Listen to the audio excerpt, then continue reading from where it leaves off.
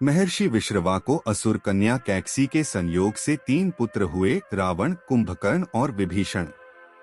विभीषण विश्रवा के सबसे छोटे पुत्र थे। विभीषण बचपन से ही धर्मपरायण और भगवान का भक्त था। विभीषण की पत्नी का नाम सरमा और उसकी बेटी का नाम त्रिजटा था। रावण ने क्यों किया अपने भाई विभीषण से बैर, इसके पीछे है ये 8 चौंकाने वाले कारण हैं। 1. ब्रह्मा से वरदान। एक बार तीनों भाइयों ने बहुत दिनों तक कठोर तपस्या करके ब्रह्मा जी को प्रसन्न कर लिया। ब्रह्मा ने प्रकट होकर तीनों से वर मांगने के लिए कहा। रावण ने अपने महत्वाकांक्षी स्वभाव के अनुसार ब्रह्मा जी से त्रैलोक्य विजयी होने का वरदान मांगा। कुंभकर्ण ने इंद्रासन की जगह गलती से निंद्रासन मांग लिया, इसलिए वह वर्ष में बस 1 दिन के लिए ही जागता था। अंत में विभीषण ने उनसे भगवत भक्ति की याचना की। तपस्या से लौटने के बाद रावण ने अपने सौतेले भाई कुबेर से सोने की लंकापुरी को छीनकर उसे अपनी राजधानी बनाया और ब्रह्मा के वरदान के प्रभाव से त्रैलोक्य विजयी बना। विभीषण भी रावण के साथ लंका में रहने लगे। 2. रावण को समझाया। रावण ने जब सीता जी का हरण किया तब विभीषण पराई स्त्री के हरण को महापाप बताते हुए सीता जी को श्री राम को लौटा देने की सलाह देकर हमेशा धर्म की शिक्षा देता था, लेकिन रावण उसकी एक नहीं सुनता था। अंत में रावण ने उसे लंका से निकाल दिया। 3. प्रभु भक्त विभीषण का हनुमान मिलन। हनुमान जी सीता की खोज करते हुए लंका में आए। उन्होंने श्री राम नाम से अंकित विभीषण का घर देखा। घर के चारों ओर तुलसी के वृक्ष लगे हुए थे। सूर्योदय के पूर्व का समय था। उसी समय श्री राम नाम का स्मरण करते हुए विभीषण जी की निद्रा भंग हुई। राक्षसों के नगर में श्री राम भक्त को देखकर हनुमान जी को आश्चर्य हुआ। 2 राम भक्तों का परस्पर मिलन हुआ। हनुमान जी ने उनसे पता पूछकर अशोक वाटिका में माता सीता का दर्शन किया।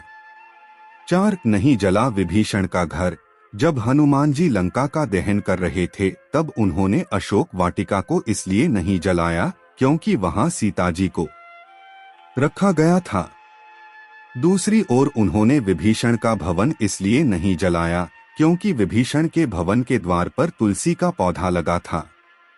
भगवान विष्णु का पावन चिन्ह शंख, चक्र और गदा भी बना हुआ था। सबसे सुखद तो यह कि उनके घर के ऊपर राम नाम अंकित था। यह देखकर हनुमान जी ने उनके भवन और मंदिर को नहीं जलाया। 5. राम के शरणागत हुए विभीषण। रावण के निकाले जाने के बाद विभीषण के पास और कोई चारा नहीं था। वे प्रभु श्री राम की शरण में चले गए। वे चाहते थे कि निर्दोष लंकावासी न मारे जाएं और लंका में न्याय का राज्य स्थापित हो। विभीषण के शरण याचना करने पर सुग्रीव ने श्री राम से उसे शत्रु का भाई व दुष्ट बताकर उनके प्रति आशंका प्रकट की और उसे पकड़कर दंड देने का सुझाव दिया। हनुमान जी ने उन्हें दुष्ट की बजाय शिष्ट बताकर शरणागति देने की वकालत की।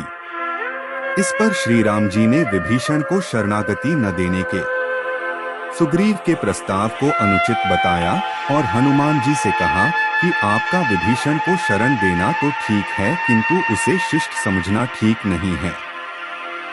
इस पर श्री हनुमान जी ने कहा कि तुम लोग विभीषण को ही देखकर अपना विचार प्रकट कर रहे हो, मेरी ओर से भी तो देखो मैं क्यों और क्या चाहता। फिर कुछ देर हनुमान जी ने रुककर कहा, जो एक बार विनीत भाव से मेरी शरण की याचना करता है और कहता है मैं तेरा हूँ, उसे मैं अभयदान प्रदान कर देता हूँ। यह मेरा व्रत है, इसलिए विभीषण को अवश्य शरण दी जानी चाहिए। 6. विभीषण ने दिया इस तरह प्रभु का साथ। विभीषण का एक गुप्तचर था जिसका नाम अनल था। उसने पक्षी का रूप धारण कर लंका जाकर रावण की रक्षा व्यवस्था तथा सैन्य शक्ति का पता लगाया और इसकी सूचना भगवान श्री राम को दी थी। विभीषण ने ही राम को कुंभकर्ण, मेघनाद और रावण की मृत्यु का रहस्य बताया था। 7. चिरंजीवी बने विभीषण। भगवान श्री राम ने विभीषण को लंका का नरेश बनाया और अजरमर होने का वरदान दिया। विभीषण जी सप्त चिरंजीवियों में एक हैं और अभी तक विद्यमान हैं। विभीषण को भी हनुमान जी की तरह चिरंजीवी होने का वरदान मिला है। वे भी आज सशरीर जीवित हैं। 8 हनुमान स्तुति। इंद्रादि देवताओं के बाद धरती पर सर्वप्रथम विभीषण ने ही हनुमान जी की शरण लेकर उनकी स्तुति की थी।